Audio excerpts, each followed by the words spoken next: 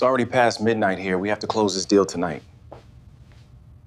The muffled voice of her husband came from the adjoining study, low and urgent, threading through the silence of their coy bedroom like poison through water.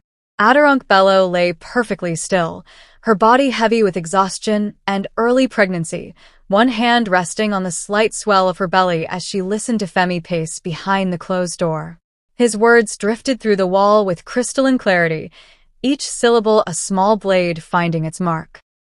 "She's emotional, distracted, in no condition to understand serious numbers," he was saying, his voice dripping with practiced confidence. "The pregnancy has her completely withdrawn. Trust me, selling now is the smartest move before she complicates things." Aderonke's breath remained steady, slow, the rhythm of sleep she'd perfected over 15 years of building an empire, while men like Femi believed they were watching. She had learned early that power whispered, that strength lived not in boardroom theatrics, but in preparation, in the quiet architecture of protection most people never noticed until it was too late. Hello, dear listeners. I'm pleased to welcome you to my channel and present you with a new intriguing piece, a story about underestimation, strategic patience, and the quiet power of a woman who built an empire. Don't forget to watch to the end. 15 years. She could trace every step from that first warehouse in Apapa, the sleepless nights balancing spreadsheets and logistics routes, the handwritten notes mapping infrastructure gaps across Lagos, Port Harcourt, Abuja. While other entrepreneurs shouted their visions from conference stages, Aderonke had simply built, brick by silent brick, until her logistics and infrastructure company was valued at $800 million. Femi had been different then. Or perhaps she'd simply been too focused to notice what he would become. He'd been supportive in those early years, content to stand beside her rather than in front. But as the company grew, so did his comfort with introducing her at events as the heart of the business, while he fielded questions about strategy, expansion, the difficult decisions. The heart, never the mind, never the architect. By the time she realizes what's happening, the deal will be done. Femi continued, his footsteps pausing near the window. "I've structured everything carefully. She won't know until the signatures are final." Aderonke felt something shift inside her. Not panic, but clarity, cold and precise, as surgical steel. This was the moment she'd been preparing for without fully knowing it, all those years ago when she'd sat with Mrs. Taiwo Ogun and built layered protections into her company's governance. Dormant clauses separating ownership from executive authority. Trust structures invisible to anyone who believed a quiet woman was a powerless one. Her pregnancy had made her withdraw further from public life, and Femi had mistaken restraint for weakness, absence for opportunity. He thought she was asleep. He thought she was fragile. He thought wrong. In the darkness, Aderonke smiled. It was barely there, just the faintest curve of her lips, but it contained everything Femi would never understand about the woman lying 3 meters away. She closed her eyes, listening to him seal his own fate with every confident word, and began calculating her next move. Tomorrow, she would make a phone call. But tonight, she would simply listen and let him believe he'd already won. Aderonke Bello never considered herself suspicious, just observant. And what she'd observed, in her 38 years of life, was that women who built empires often lost them to men who simply reached out and took. She'd watched it happen 3 times before she turned 30, brilliant women reduced to footnotes in their own stories, their life's work signed away through marriage certificates and misplaced trust. The first warehouse had been modest, a corrugated metal structure in a pawpaw that smelled of diesel and salt air. Aderonke had stood there with a notebook, not a laptop, mapping routes between Lagos ports and the northern corridors where infrastructure crumbled and opportunity waited. While her competitors held press conferences, she filled page after page with handwritten calculations, supplier contacts, gap analyses that would later become the backbone of an $800 million empire. She preferred it that way, the quiet work, the steady accumulation of knowledge that didn't announce itself. Boardroom theatrics exhausted her, the posturing and performance, the need to be the loudest voice rather than the most prepared. Aderonke built her company the way her grandmother had taught her to cook, measuring twice, tasting constantly, trusting the process more than the applause. But she wasn't naive. After watching Chioma Ease lose controlling interest in her pharmaceutical company during a messy divorce, and seeing Funmi Adeyemi outvoted by her own board after her husband convinced investors he was the real visionary, Aderonke made an appointment with Mrs. Taiwo Ogun. Mrs. Ogun was 63 then, sharp-eyed and sharper-minded, a senior partner at Ogun and Associates who'd spent 4 decades protecting women's assets from everything the law allowed men to claim. She sat across from Aderonke in her Victoria Island office, sunlight slanting through floor-to-ceiling windows overlooking the lagoon, and listened without interruption as the young entrepreneur explained what she wanted. "I need protections," Aderonke had said simply. "The kind that don't show themselves until they're needed." Mrs. Ogun had smiled, the expression of someone who'd been waiting years for a client wise enough to ask. Together, they'd constructed something elegant and invisible, a layered trust structure that separated ownership from voting rights from executive authority, each component nested within the other like Russian dolls. Bello Holdings became the majority shareholder, a legal entity so quietly registered that even Femi, years later, would see the name in documents and never think to question who controlled it. "Your strength doesn't live in the spotlight, Mrs. Ogun had told her that afternoon, stamping the final documents with practiced efficiency. "It lives in preparation. Let others perform. You protect." Aderonke had carried those words through 15 years of building, through marriage to Femi, through every moment he positioned himself as the visible brain while she remained the understated heart. She'd let him believe it because belief made people careless, and carelessness created the space where preparation became power. Now, lying in darkness listening to him plot, she understood that every quiet decision had been leading to this moment. Morning arrived with cruel normalcy, sunlight filtering through white curtains as if the night's betrayal had never happened. Aderonke moved through her routine with practiced calm, braiding her hair, choosing a loose dress that accommodated her changing body, descending to the kitchen where Femi sat scrolling through his phone with coffee and toast. He looked up when she entered, his smile warm and entirely false. "Good morning, love. How are you feeling?" "Tired," she replied, which was true enough. "The baby kept me up." Femi nodded with exaggerated sympathy, standing to pour her tea. "You should rest more. Maybe take the day off. You've been pushing yourself too hard." He set the cup before her, his hand briefly touching her shoulder. "Let me handle the heavy lifting for a while. You just focus on staying healthy." Aderonke sipped her tea, meeting his eyes over the rim. "I have that infrastructure review meeting today."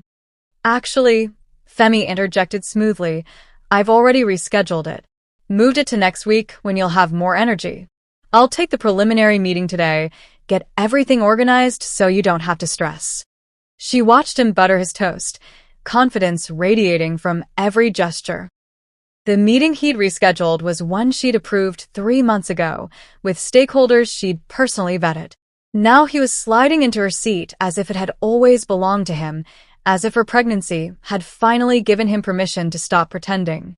"That's thoughtful," Aderonke said quietly, her voice carrying none of the cold calculation moving beneath her skin. "Thank you." He kissed her forehead before leaving, his cologne lingering in the kitchen long after the door clicked shut. Aderonke remained at the table, perfectly still, counting to 100 before she reached for her phone. Mrs. Taiwo Ogun answered on the second ring. "Aderonke, I was hoping you'd call. He's trying to sell the company." No preamble, no emotion, just fact delivered with surgical precision. A pause, then Mrs. Ogun's voice sharpened with focus. "When?" "Soon." "He thinks I'm too distracted to notice." Aderonke rose, moving to the window where Lagos sprawled below, already alive with traffic and ambition. "I need you to activate everything. The trust clauses, the consent requirements, all of it. Consider it done. By this afternoon, any attempt to transfer ownership will trigger automatic compliance reviews requiring your explicit approval as majority shareholder." Papers rustled in the background. "He'll walk straight into a wall he doesn't even know exists." Good. Aderonke's free hand rested on her belly, feeling the flutter of movement beneath her palm. Make it clean, Taiwo. I want documentation of every step. You'll have it, Aderonke. Mrs. Ogan's voice softened slightly. You built something remarkable. Don't let anyone make you forget that. After the call ended, Aderonke remained by the window, watching dawn traffic inch along the expressway, street vendors setting up beneath highway overpasses, the organized chaos of a city perpetually becoming. Somewhere out there, Femi was sitting in her meeting, speaking with her authority, believing he'd already won. She smiled, one hand on her belly, already 10 moves ahead. Let him have his illusion of control.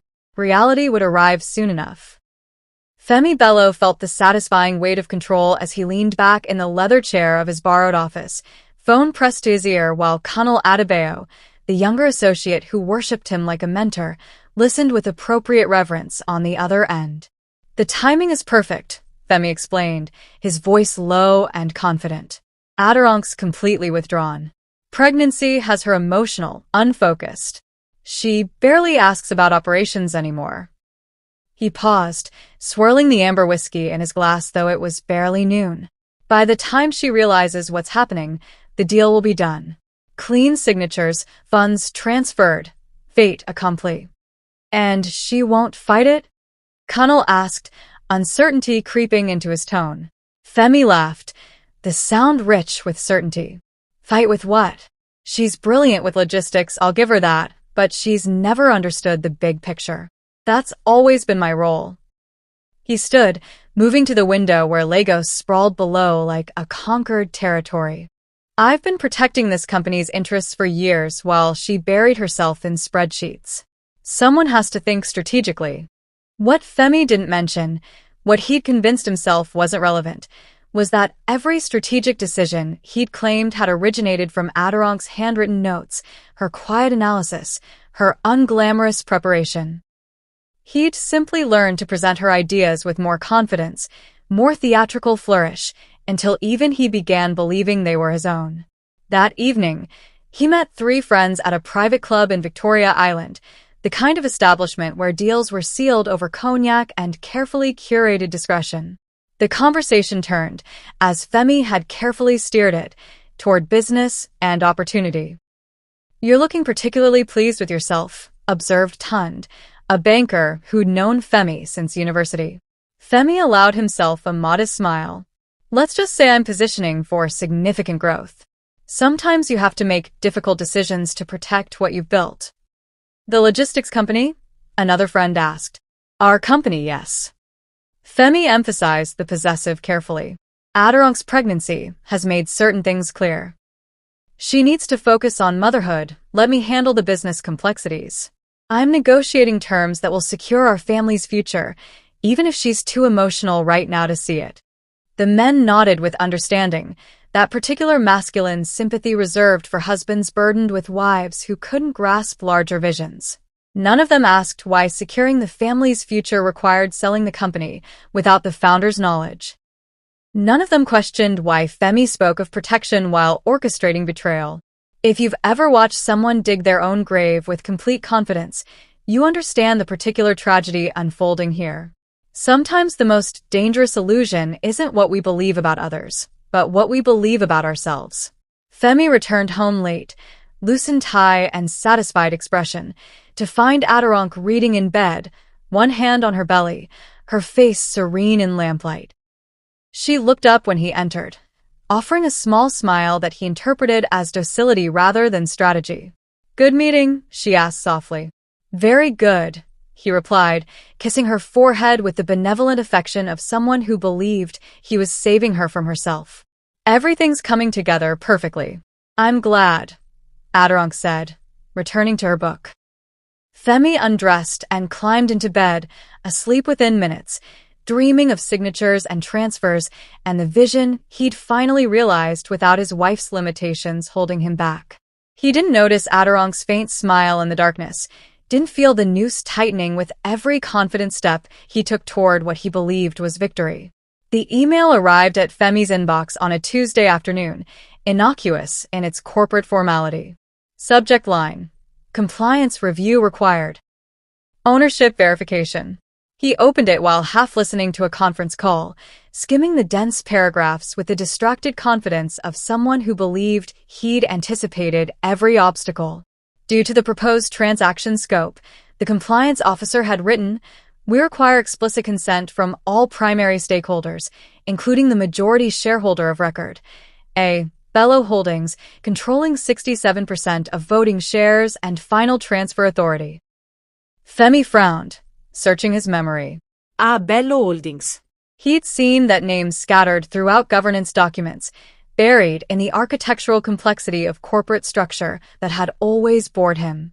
He'd assumed it was some legacy entity, perhaps family money Aderonke had inherited, now dormant and administratively irrelevant. He forwarded the email to his contact at the acquiring firm with a dismissive note. Standard formality. We'll coordinate necessary signatures. Then he returned to his call, already forgetting the name that would soon dismantle everything. 3 floors below in her own office, smaller and deliberately understated, Aderonke received a different email. Mrs. Taiwo Ogun's message contained no pleasantries, just efficient precision. Compliance review triggered as expected. All transfer requests now route through A. Bello Holdings for final approval. Documentation attached. The machinery is engaged. Aderonke opened the attachments, reviewing page after page of legal architecture she and Mrs. Ogun had constructed years ago. Every clause designed for exactly this moment, when someone would attempt to move her company without her knowledge. The trust structure was elegant in its simplicity: voting rights, executive authority, and ownership separated into distinct legal entities, each requiring the other's consent for any fundamental change. Bello Holdings. Her maiden name, Aderonke Bello, registered quietly before her marriage when she'd still signed documents with her full legal identity. Femi had never asked, never questioned, never imagined that the quiet woman who preferred handwritten notes would architect protections this sophisticated. Mrs. Ogun's follow-up call came an hour later. "The buyers are thorough," she reported, satisfaction evident in her tone. "They've requested full governance documentation before proceeding. Your husband's provisional signatures won't be sufficient." "How long before he realizes?" Aderonke asked, watching through her window as Lagos traffic crawled below, each vehicle a small life pursuing its own direction. "Days, maybe hours if their legal team is aggressive. They'll trace A. Bello Holdings back to you, discover his authority is derivative at best, entirely provisional." Mrs. Ogun paused. "Are you ready for that conversation?" Aderonke's hand rested on her belly, feeling the flutter of life moving within. "I've been ready for 15 years. That evening, she sat across from Femi at dinner, listening to him describe his day with carefully edited enthusiasm. He mentioned meetings, negotiations, progress, each word building his narrative of control. She nodded, asked gentle questions, played the role he'd written for her while legal machinery clicked silently into place around him. "Everything's moving smoothly," Femi said, reaching across to squeeze her hand. "You don't need to worry about anything." "I'm not worried," Aderonke replied truthfully, her smile serene. Behind her calm expression, she counted down to the moment when his carefully constructed illusion would meet the immovable reality of her preparation. The noose tightened with every confident word he spoke, and she simply watched, waiting for the inevitable. The restaurant was called Azure, all floor-to-ceiling glass and white tablecloths, perched on the edge of Victoria Island where the Atlantic met ambition. Femi had chosen it deliberately, the kind of establishment where deals were celebrated and power was performed for an audience that mattered. He'd invited 8 people, business associates, a journalist friend, Cunnel the worshipful protege, and 2 couples from their social circle who traded in gossip like currency. Aderonke arrived separately, dressed in flowing emerald silk that accommodated her pregnancy, while still commanding attention. Femi stood when she approached, kissing her cheek with theatrical affection before pulling out her chair at the table's center. She settled in slowly, one hand instinctively moving to rest on the swell of her belly, the other placed beside her phone on the pristine white cloth. Finally, Femi announced to the table, his voice carrying that particular brightness of men who believe they're winning. My beautiful wife decides to join the world. We were just discussing exciting developments. The journalist, a woman named Beezy who'd profiled them both years ago, leaned forward with interest. Developments? This sounds like news. Femi swirled his wine, letting anticipation build. Let's just say big changes are coming. Strategic repositioning, new partnerships, evolution. He glanced at Aderonke with benevolent indulgence. Of course, with the baby coming, we're having to restructure certain responsibilities. Can't have my wife stressing over every operational detail in her condition. Polite laughter circled the table. Aderonke sipped her water, her expression serene, unchanged. Honestly, Femi continued, warming to his narrative, pregnancy has turned Aderonke into quite the silent partner. Haven't you, love? More laughter, louder now, the kind that comes when people sense permission to join mockery disguised as affection. She used to be at every meeting, reading every contract. Now I can barely get her to answer emails. Connell chuckled dutifully. Sounds like you're holding down the fort solo. Someone has to, Femi agreed, refilling his glass. But that's what partnership means, right? When one person needs to step back, the other steps up. I'm just grateful Aderonke built something strong enough that I can protect it while she focuses on motherhood. Aderonke felt her phone vibrate against her palm. She glanced down at Mrs. Taiwo Ogun's message.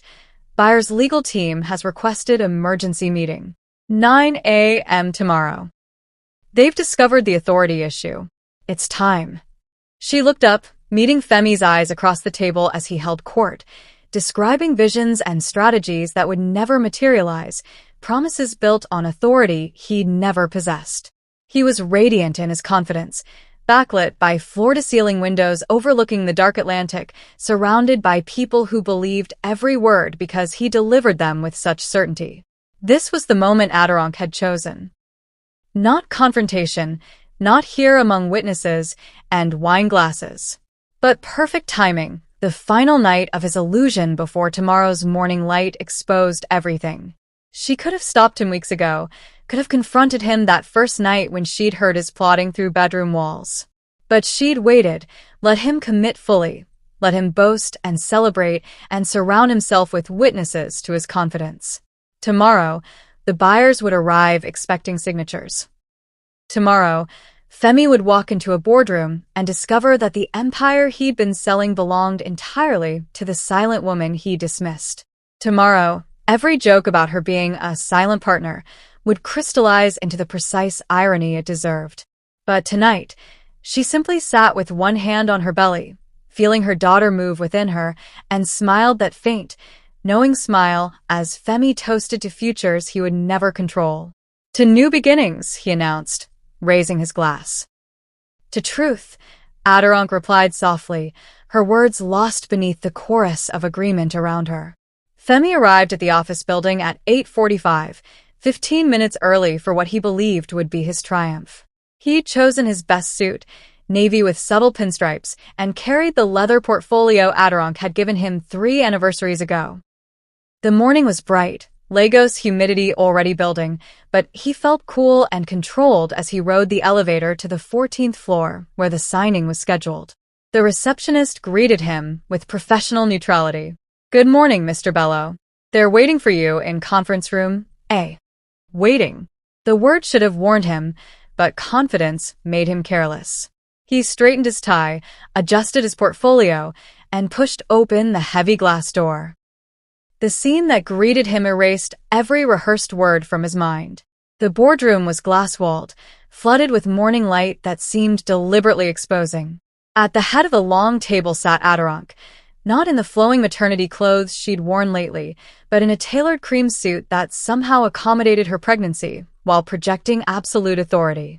Her hair was pulled back severely, her posture perfect, her hands folded calmly on the dark wood surface. Flanking her were 6 people Femi recognized with growing dread. Mrs. Taiwo Ogun, their legal counsel, whom he'd always dismissed as merely Aderonke's friend, 2 auditors from the firm that handled their accounts, a compliance officer he'd never met, and Chief Adebayo Okoro, the elderly board chair who'd been semi-retired for years.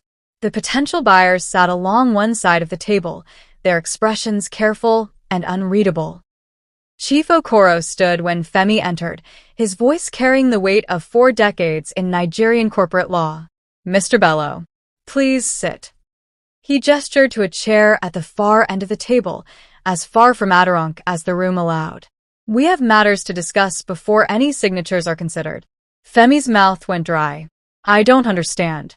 This was supposed to be a formality, final documents." "That's what we need to address." Chief Okoro nodded to Mrs. Ogun, who pressed a button on the laptop before her. The wall screen illuminated with documents, corporate structure charts, ownership percentages displayed in unforgiving clarity. "As you can see," Mrs. Ogun began, her voice carrying none of the warmth Femi had always heard when she spoke with Aderonke, "the governance structure of this company requires final consent from the majority shareholder for any transfer of ownership or fundamental restructuring." Femi's eyes scanned the screen, finding the name he'd dismissed weeks ago, Bello Holdings, 67% controlling interest.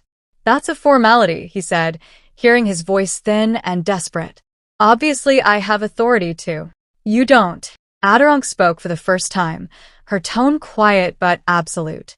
Not angry, not accusatory, simply stating fact with the precision of someone reading coordinates. "You never did."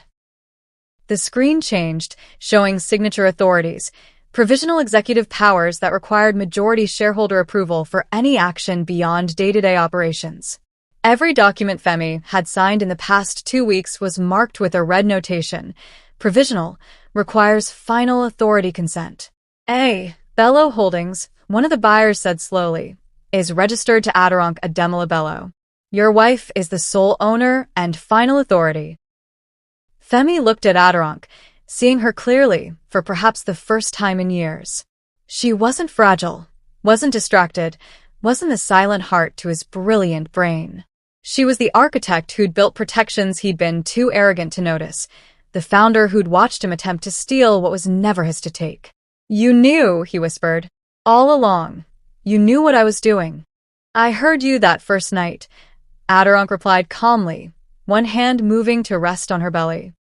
"On the phone, explaining how I was too emotional to understand serious numbers, how you needed to move before I complicated things."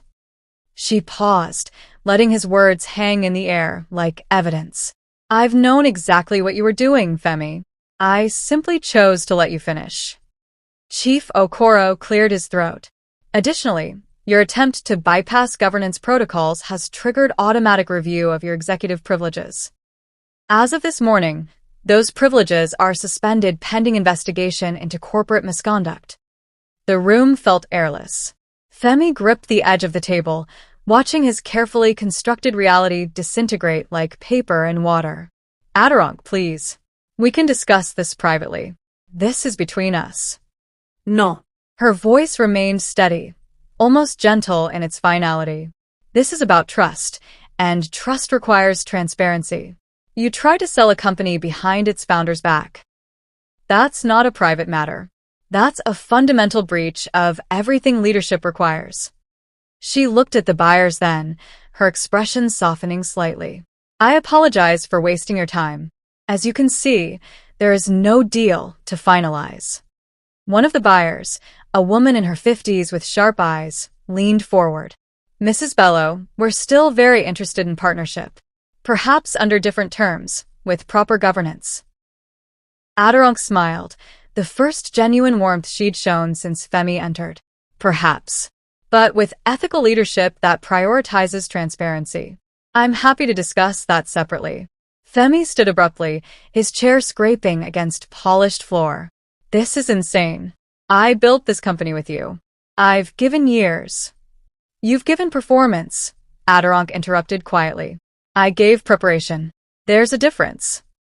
The words landed with surgical precision. Femi looked around the table at faces that held no sympathy, only professional distance from a man whose arrogance had authored his own destruction.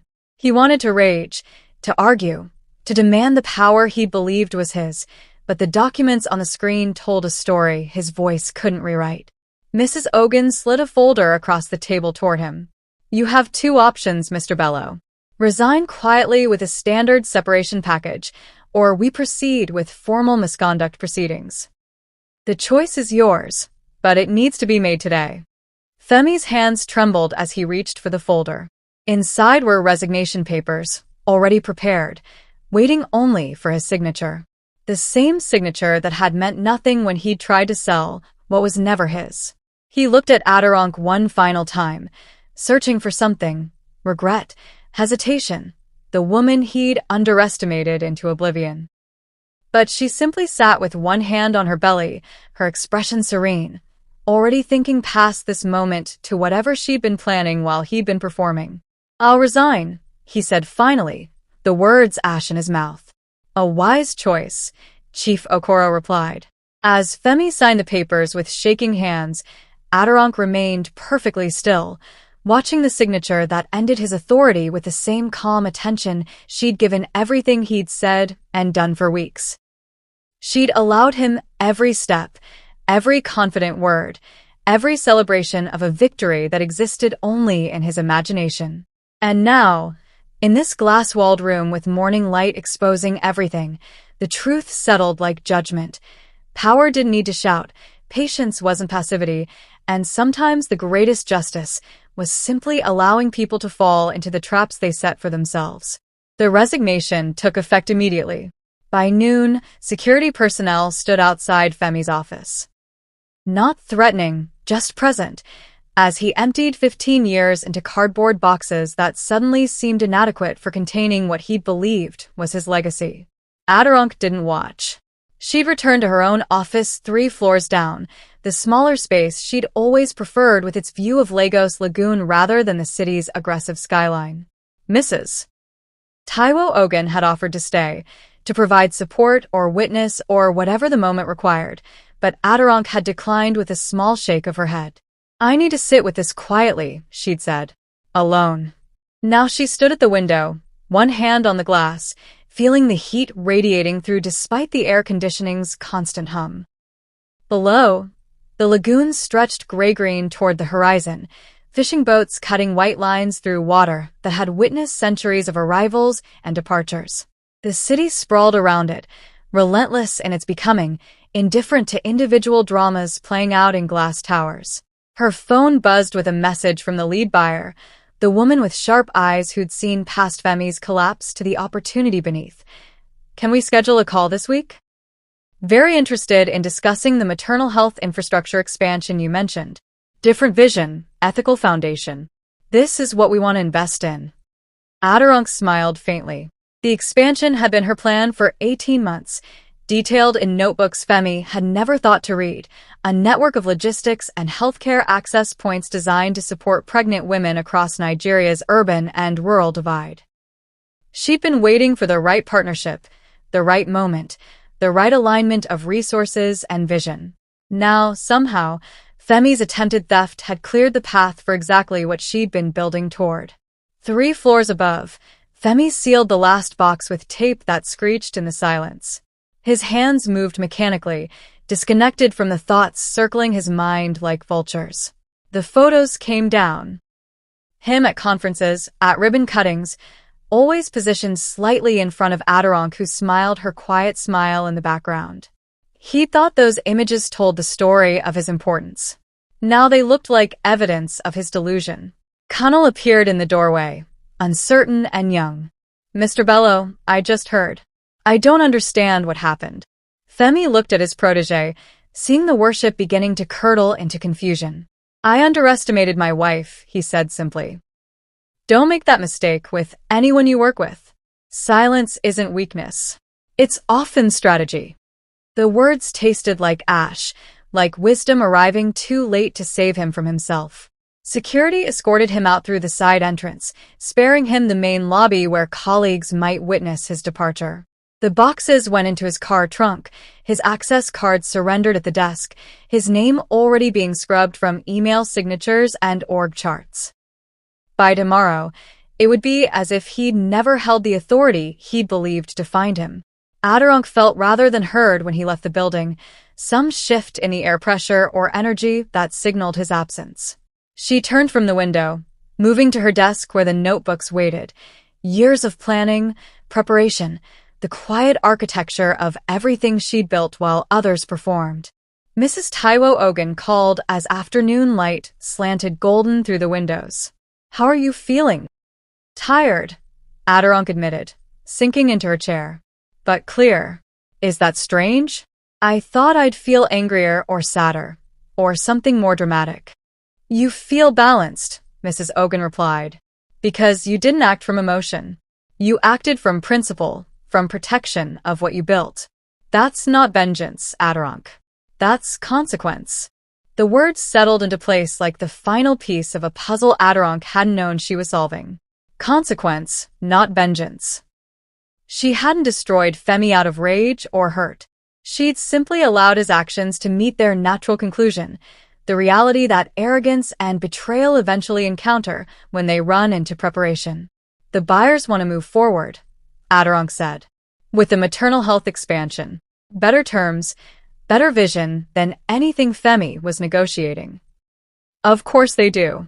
They recognize actual leadership when they see it." Mrs. Ogun paused. "And Femi? What will you do about the marriage?" Aderonke's hand moved to her belly, feeling the strong kick of her daughter asserting her presence. "File for divorce. Not from anger, just clarity. I can't raise her in a house built on betrayal disguised as partnership." "You're stronger than most people I've known," Mrs. Ogun said softly. "No, Aderonke corrected. I'm just prepared. There's a difference." After the call ended, she remained at her desk as Lagos transformed in the failing light, the lagoon turning from gray to silver to dark blue. Somewhere in the city, Femi was arriving at whatever temporary harbor would hold him now, unpacking boxes that contained the remnants of authority he'd never actually possessed. She didn't wish him ill, didn't hope for his suffering. She simply released him to the consequences he'd authored, the way you release a stone into water and watch the ripples spread according to natural law. Her daughter kicked again, insistent and alive. Aderonke placed both hands on her belly, feeling the future asserting itself against the present. Tomorrow she'd begin the real work, the expansion, the foundation, the structures that would support other women navigating systems designed to underestimate them. Tonight, she'd simply sit in her office overlooking the lagoon, breathing in the silence that came after storms, the particular piece of surviving what was meant to destroy you. Balance, she thought. Not victory, not vengeance. Just balance restored. And in the restoration, something new could finally begin. The divorce papers were filed on a Thursday morning, 3 weeks after the boardroom revelation. Aderonke sat across from the clerk at the Ikoyi registry office, her signature flowing across documents that dissolved 5 years of marriage with administrative efficiency. No drama, no accusations filed in legal language, just irreconcilable differences and a clean separation of assets that had always been separate. "Will the respondent contest?" the clerk asked, stamping forms with rhythmic precision. No, Aderonke replied. He's already signed his acknowledgement. Femi had done that much, at least, accepted the end without forcing her to fight for what was already hers. Perhaps he'd finally learned that some battles are lost before they begin, written in ink invisible to arrogance, but clear as daylight to preparation. By December, the foundation was registered. Aderonke named it Ruby Initiative, after her grandmother, who taught her that survival required both softness and steel. The mission statement was simple: supporting pregnant women entrepreneurs through legal protection, financial literacy, and governance education. Everything she'd learned, everything she'd built to protect herself, now structured to protect others. The first beneficiary meeting happened in a bright conference room overlooking the lagoon. 5 women arrived, ranging from 26 to 41, each building something while navigating pregnancy and systems designed to see maternal leave as weakness rather than transition. Aderonke listened to their stories. The business partner who suggested they take a break and never gave back control, the husband who opened credit lines using the company as collateral, the investor who withdrew funding upon learning of pregnancy. "I heard what happened with your husband," one woman said quietly, a software developer named Chidinma, whose co-founder had tried to dilute her shares during her third trimester. Everyone in the tech community heard. "You became a legend overnight." Aderonke smiled, uncomfortable with mythology. "I'm not a legend. I was just prepared. And that's what we're going to teach you. How to build protections before you need them, how to separate emotion from strategy, how to make silence a weapon instead of a weakness." She walked them through trust structures, voting rights separation, compliance triggers. The same architecture Mrs. Taiwo Ogun had built for her, now offered freely to women who couldn't afford Victoria Island lawyers but deserved the same protections. At home, the nursery took shape slowly. Aderonke chose soft yellows and creams, avoiding the aggressive pink that everyone suggested for her daughter. She assembled the crib herself one Saturday afternoon, following instructions with the same methodical attention she brought to corporate governance. Her hands moved steadily, screwing bolts into place, testing stability, creating something safe and strong. Her mother visited from Abadan, bringing pepper soup and unsolicited opinions. "You should have fought harder for the marriage," she said, stirring the pot while Aderonke sat at the kitchen counter reviewing foundation grant applications. "A child needs a father. A child needs parents who respect each other," Aderonke replied without looking up. "I'd rather raise her alone than teach her that betrayal is acceptable if you call it partnership." Her mother was silent for a moment, then ladled soup into a bowl. "You're stronger than I was."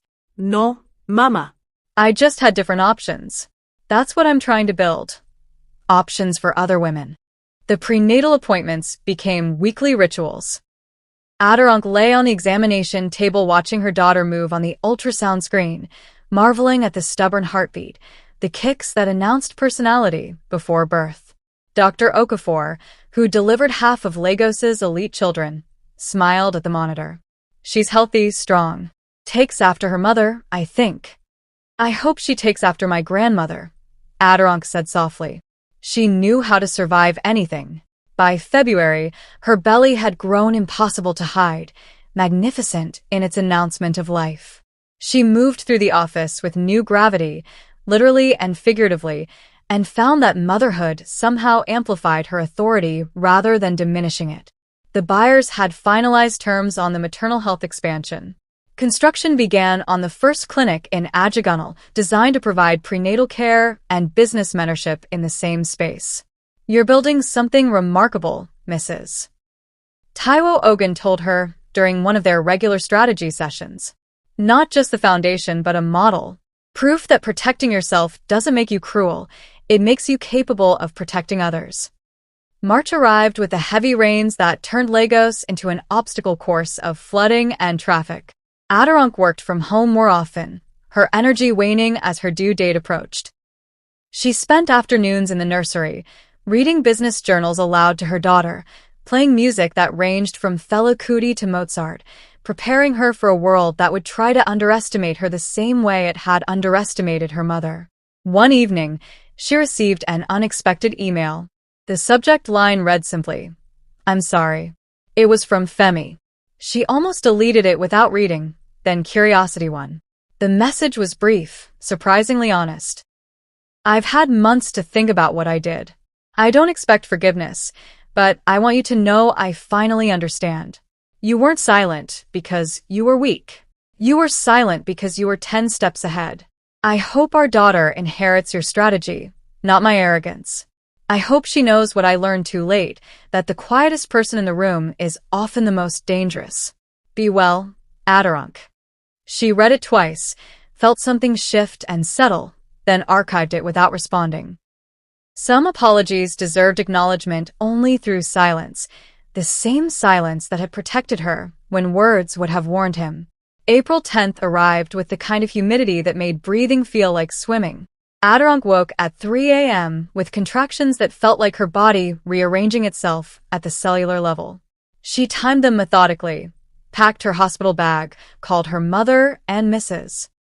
Ogun, and drove herself to the hospital with the calm of someone who'd prepared for this moment as thoroughly as she'd prepared for boardroom warfare. 14 hours later, she held her daughter for the first time. The baby was perfect, furious at being evicted from warmth into air, crying with the indignation of someone who would never accept underestimation quietly. "She's got your spirit," the nurse said, smiling. "She's got her own," Aderonke replied, counting tiny fingers, memorizing the face that would become her reason for everything.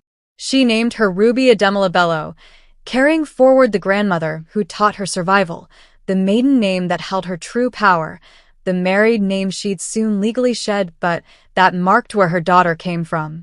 6 weeks later, Aderonke lay in her own bed in her new apartment, smaller than the Ikoyi house she'd shared with Femi, but entirely hers. The nursery adjoined her bedroom, close enough to hear every breath. Ruby slept in the cream-colored crib, one small fist curled against her cheek, peaceful in the certainty that she was safe and wanted. Aderonke's hand rested on her own belly, now soft and empty, but marked by the evidence of what it had carried.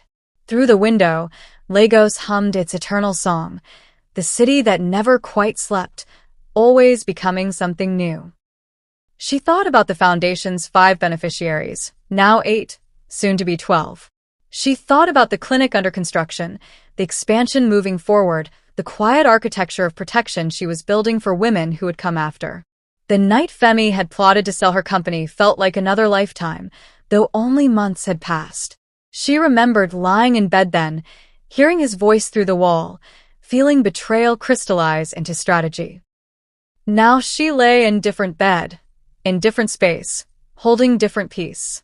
You know, she thought, addressing the daughter sleeping nearby and the women who would someday hear the story, power doesn't need to shout. Patience is not passivity. Sometimes the greatest justice is simply allowing people to fall into the traps they set for themselves, because when a woman plans in silence, even betrayal can become the doorway to her greatest victory. Ruby stirred, made a small sound, settled again. Aderonke closed her eyes, finally allowing herself the sleep she'd been fighting for months. Tomorrow would bring new challenges, new opportunities, new moments requiring the particular strength of women who knew how to survive systems designed to break them. But tonight, she simply rested in the space she'd created through preparation, patience, and the quiet certainty that silence could be the most powerful weapon of all. Outside, Lagos continued its endless transformation.